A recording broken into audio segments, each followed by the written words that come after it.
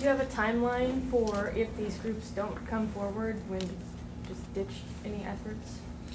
Well, I think our timeline is we've made this public call for appeal. We will now follow up with our own personal calls.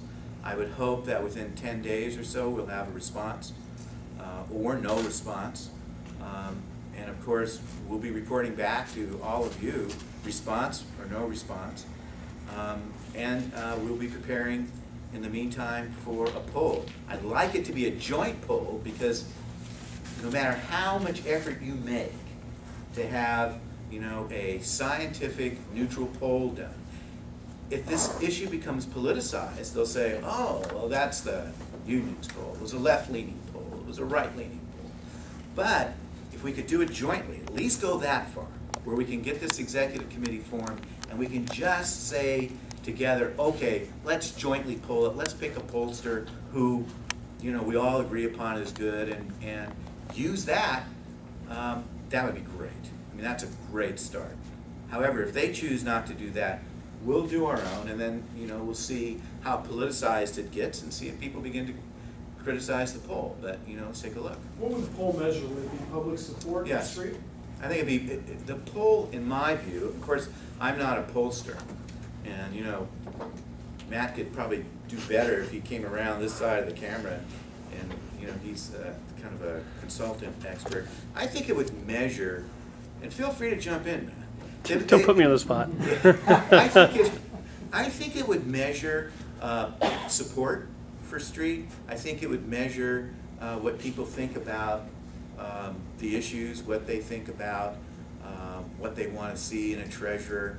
Does he match that? Those kinds of things. Do you think any of this makes him the fall guy for the bankruptcy? Because he didn't, as you say, come in and turn things around in a pristine way, that he has his own issues that he's dealing with now, and it's just kind of lumped on top of the bankruptcy.